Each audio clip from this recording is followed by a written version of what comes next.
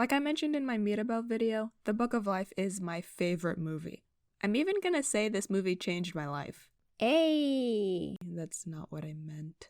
For the peasants who don't know what I'm talking about, Book of Life is a 2014 animated film directed by Jorge Gutierrez and produced by Guillermo del Toro. Guillermo del Toro is a name you've definitely heard before. He did Hellboy, the 2022 Pinocchio, Tales of Arcadia, Pan's Labyrinth, etc. Jorge Gutierrez created El Tigre and Maya and the Three, both with his wife Sandra. I can't pronounce her last name. Jorge Gutierrez worked his ass off just to make this movie a reality. His idea was turned on by so many studios until it was finally picked up by 20th Century Fox. This movie is heavily centered around Day of the Dead, a Latin American holiday that honors and remembers the dead. Jorge Gutierrez is super passionate about both his art and culture, and it really shows in this movie. His work in general, actually. This movie is a literal masterpiece that needs to be displayed in a museum. I still remember seeing the trailer for the first time and being absolutely mesmerized. Along with being beautiful, it has a top-notch cast. Zoe Saldana, Channing Tatum, Ron Perlman, Gabriel Iglesias, come on man. Also, anyone who knows me in real life knows I'm a huge Diego Luna fan. Well, this movie was my introduction to him. Is it too late to start the time machine? Rude. It's for your own good. He's taken over your life. If you haven't seen the movie yet, please watch it and then come back to this video. It's okay, I can wait. You're here? Okay, great. Anyway, let's dive right into it. The movie is framed as a story within a story told to a group of detention kids by a museum tour guide via wooden figures. It doesn't add much to the story, but we'll come back to this at the very end, so don't forget about them. All the world is made of stories, and all of those stories are right here. What we learn from the tour guide Mary Beth is that the center of the universe is San Angel, Mexico. Underneath San Angel is the land of the remembered, ruled by La Muerte. She's made of sugar candy and has faith in humanity. And underneath that is the land of the forgotten, where her husband Xibalba rules. He's made of tar and has no faith in humanity. Are we forgetting something? Oh yeah. Well, that is the candle maker. He keeps everything in balance.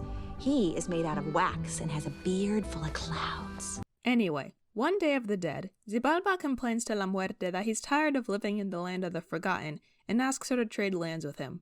La Muerte tells him to suck it and that he deserves to be there after he cheated on a bet.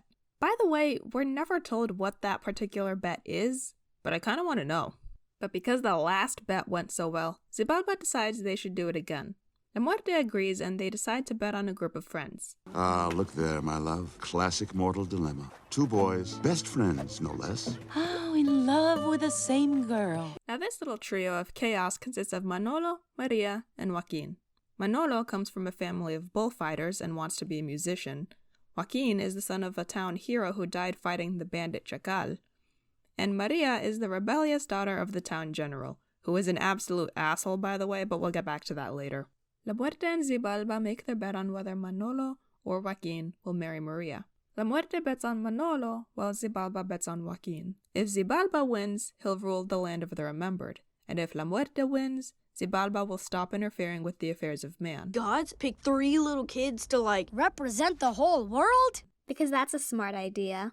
Oh yeah, I should also mention that while Xibalba was choosing Joaquin as his champion, he gave Joaquin a medal that grants its wearer immunity. This will be important to the story, so just remember this.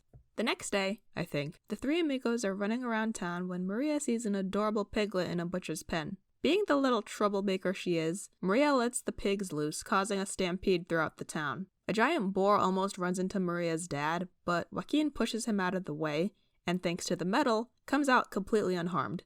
Manolo also does a little bullfight with the boar to get him under control. Because of Maria's stunt, the general decides to send her to a convent in Spain to turn her into a, quote, proper lady. Also, Maria's reaction to this is hilarious. This rebellious nonsense ends now! You are going to become a proper lady! Why? By the way, I learned this in the director's commentary of this movie, but this was something wealthy families actually did back then. If an upper-class family had a rebellious child, they'd send them abroad to straighten them out. The funny thing is, the child always came back worse. So yeah, maybe not the best way to help your kid going through an emo phase. The general also decides to take Joaquin under his wing and train Joaquin to be the next town hero like his father. And, because of Manolo's fight with the boar, his father Carlos decides to start his bullfighting training, because if you remember, Manolo comes from a family of bullfighters. Before Maria leaves, she and Manolo have a little gift exchange. Manolo gives Maria the piglet that she saved, his name's Chewy by the way, and because Manolo's guitar broke during the stampede, Maria gives him a new one with "Always Play from the Heart" engraved on the sides. Then we get a montage of Manolo and Joaquin growing up going through their respective training. You know those TikToks that ask you questions and there will be a stitch of someone's personal answer of said question? Well, my question is, what is the moment you fell in love with a fictional character and or celebrity? Because, here's mine. March 1, 2, 3.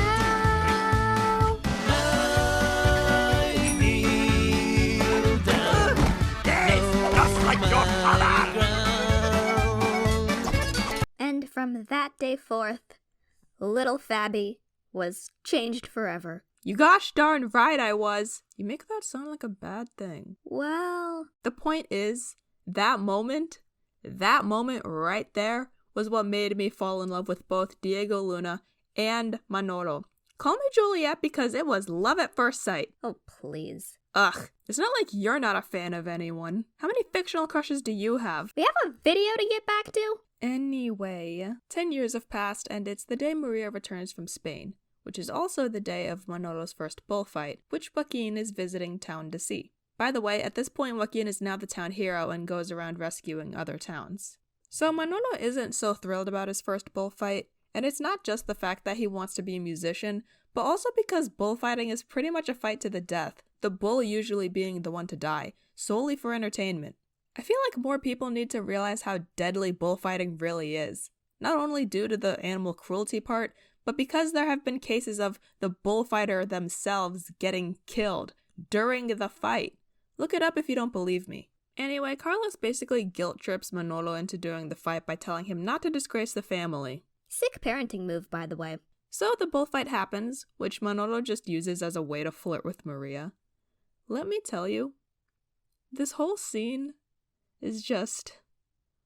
oh my gosh, it's so good. Fucking little monkey, she's a twisted trickster. Everybody wants to be the sisters, mister. Coca-Cola roller coaster. Love her even though I'm not supposed to. Just get on with it. Dream killer. When it's time for Manolo to kill the bull, however, he does this. No. Killing the bull is wrong! As you can imagine, Carlos isn't too happy about this and later gives Manolo a little talk. If being a bullfighter means killing the bull, then I'm no bullfighter. No, you are no Sanchez. What the heck? And parents wonder why their kids have such low self-esteem. That night, the general throws a big party to celebrate Maria returning home. Now, remember how I said that the general is a complete asshole? Well, his first strike was sending Maria to Spain. This is his second strike. Joaquin.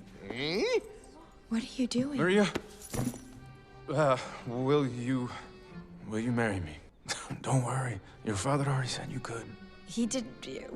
what? Oh, who else could protect us from Chacal? Joaquin asks the general if he could marry Maria before he proposes to her.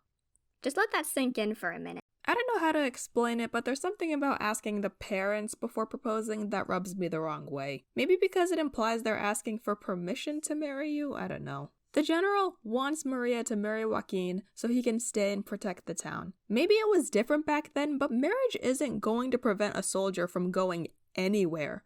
Even if marriage will make Joaquin stay, why does he have to marry Maria?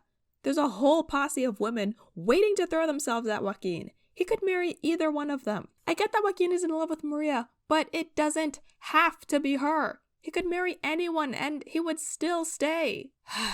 Anyway, soon after this, bandits from Chacal's army comes, which Joaquin comes to stop just in time. During the fight, one of the bandits finds the medal on Joaquin. I told you that would come up again. Mary Beth explains it better than I do. After stealing Xibalba's magic medal in a battle, Chacal had risen to become the king of the bandits. But when Xibalba stole it back, Chakal had come undone.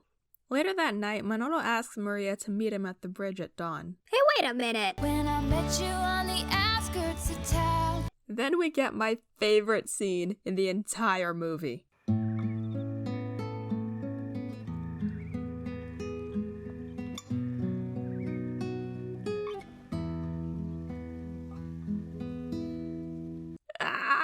My heart can't take it. Get over yourself. So Manolo proposes to Maria, which she obviously says yes to, but sees the snake that Xibalba sent after them. Snake! No! Ah! Maria!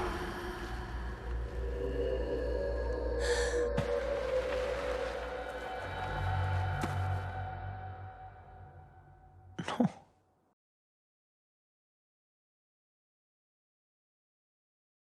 Okay, raise your hand and be honest. How many of you thought Maria was actually dead the first time you saw this? Even with the snake, I love this scene. Not only is Manolo's proposal the most romantic thing ever, but I love how Maria pushed him out of the snake's way. It shows how they both love each other. Anyway, Joaquin, the other soldiers, and the general find them. The general blames Manolo for Maria's death and kicks him out of town. Manolo, heartbroken about what just happened, goes back to get his guitar. When he gets there, however, someone else is waiting for him. You want to see Maria again? With all my heart. Done? Maria. Okay, at this point, I feel like I should get serious and do a quick PSA. I wanted to link a Tumblr post that discussed this theme of the movie in more depth and better than I could, but I guess they deleted it because I can't find it. I'm not an expert with this kind of stuff, but I want to say there is always someone who cares about you, even if it doesn't seem like it. If you're struggling with harmful thoughts, then please reach out to someone. Your parents, a counselor, a therapist, anybody. Just know there's always someone who cares, no matter what. So Manolo wakes up in the land of the remembered. I just want to say, this part where Manolo sees the land of the remembered for the first time always takes my breath away. No matter how many times I've seen it, the beauty of this movie is on a whole other level. Because it's the Day of the Dead, the Land of the Remembered is extra festive, throwing a bunch of epic parties. Manolo reunites with his ancestors, including his mother Carmen. He doesn't know where to find Maria, so his family says he should ask La Muerte for help. Could you help me find Maria Posada? No one here can help you, bullfighter. The land of the remembered has a new ruler! So, my eyes are correct. The fact that everyone agreed La Muerte would lose a bet is kind of funny. Xibalba explains that his snake bit Maria once, which didn't kill her, but put her in a deep sleep. The metal then touched her arm, which somehow woke her up. I don't completely get it. However, the snake bit Manolo twice, which did kill him. And as you can imagine, Manolo isn't having any of it. Back in San Angel, Maria just found out about Manolo's death, and the general, understanding that his daughter lost one of her closest friends, gives her the space and time she needs to process and mourn her loss. Yeah, we are all sorry Manolo's gone. But Joaquin just saved your life. This is not the time. Please, for everyone's sake, mija, make him stay. Yes. You don't... I accept Joaquin's proposal. I'm going to have to put on my fucking double-seeing glasses because I can't even begin to see the amount of bullshit coming from you. And that's the general's third strike. The general is so desperate for Maria to marry Joaquin that he manipulates her during her lowest point. He didn't even let her grieve first, and even Joaquin calls him out on this. I could go on for hours about how much I hate this scene, but that's a video for another day. Anyway, Manolo decides that he has to find La Muerte and return to the land of the living. And here, we get the most badass line in the whole movie. Going there would be certain doom. Well, it's a good day for doom. So, Manolo, Carmen, and his grandfather Luis travel to the edge of the land of the remembered to the Cave of Souls. When they get there, they meet the Candlemaker. Candlemaker explains that each candle is one life, and when the candle goes out, that life has died. Candlemaker notices that Chakal, the bandit king, is on his way to Sananhel with his army, and should he destroy the town, they would all end up in the land of the Forgotten. At first, Candlemaker says there's nothing he can do, but the Book of Life mentions an interesting detail about Manolo. Look, guys, the Book of Life, it holds everyone's story, but the pages on Manolo's life, they're blank. You are writing your own story. That's good. So, Candlemaker takes everyone to the land of the Forgotten and tells La Muerte what Xibalba has done, and obviously she's furious. Xibalba also lets it slip that he gave Joaquin the medal, and he also refuses to send Manolo back. He's gonna be in the doghouse for a while. Manolo has an idea and exploits Xibalba and La Muerte's greatest weakness: a wager. Manolo will do whatever task Xibalba sets up for him, and if Manolo wins, he lives again. And if Xibalba wins, he rules both the land of the remembered and forgotten. Xibalba asks Manolo what his worst fear is, and assumes that it's bullfighting. So his task is for Manolo to fight every bull his family has ever killed, which is a hell of a lot. Anyway, let's check in with Sananhel. Maria and Joaquin were almost married, but was interrupted by Chacal's arrival. The whole town is terrified, but Maria, being the badass she is, rallies the town together and inspires them to protect the city together. Sananhel! I swear by those before us, we will not fall! Not today! Not ever! Now who's with me? Joaquin tries to step in and fight Chacal for a bit, but loses the medal in the process. Uh-oh. Okay, so not looking so good here. How's Manolo's bullfight going? Yeah, so Carlos was killed by Chacal on the outskirts of town, and the bulls merged into this terrifying monstrosity. Eventually, Manolo's sword and guitar are on the ground, giving him a choice of what to do next. He reaches for the sword, but at the last second, he chooses his guitar and sings a beautiful song apologizing for everything the bull went through. The song is pure poetry, guys. The song gets through to the bull, and as it disappears into marigold petals, Manolo has completed his task, earning him his life back. Manolo and Carlos reconcile, with Carlos saying how proud he is. And at that moment, Manolo conquered his greatest fear, being himself. Manolo arrives just in time to help save the town. Everyone's surprised, but there's more important things to worry about than how he came back to life. With the help of Manolo's family, thank you celestial beings, Sananhel battles Chacal's army.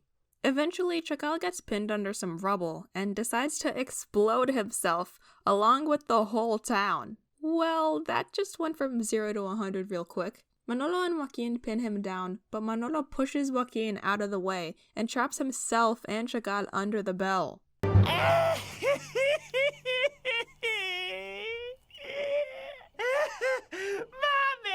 Mommy! Yeah. When I saw this for the first time, I was like, how many times are they gonna kill this guy? But surprise! Manolo survived. Turns out Joaquin gave Manolo the medal because, well, let's just let him explain. I thought it might be time to be a true hero. Like you, Manolo. Afterwards, the general allows Manolo and Maria to finally get married and apologizes for his behavior. Psych! He doesn't apologize for squat! But the point is, Manolo and Maria finally get married, and Xibalba and La Muerte reconcile. That's where our story ends, but we gotta check back in with the detention kids.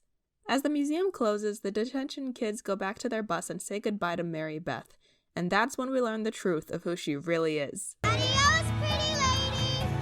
Adios, Sasha! La Muerte? That's right, it was the deities who were telling the story the whole time. And that's where the movie ends. Now, this movie had a budget of $50 million and earned around $98.8 million back. I am proud to say I contributed to that success with the maybe $30 me, my sister, and my friend spent on tickets. I freaking love this movie. The animation is a work of art, the love story is adorable, and there are a lot of themes of friendship and family that still hold up today. Speaking of themes, bless my English professor for letting us write about stuff we actually like. For my English final, I wrote an essay about this movie, and got an A. I still have the essay, so let me know if you're interested in hearing it. But you're probably wondering, But Fabby, how did this movie change your life? well, I'm glad you asked. Like I mentioned earlier, this movie was my introduction to Diego Luna, and I'm crazy about him.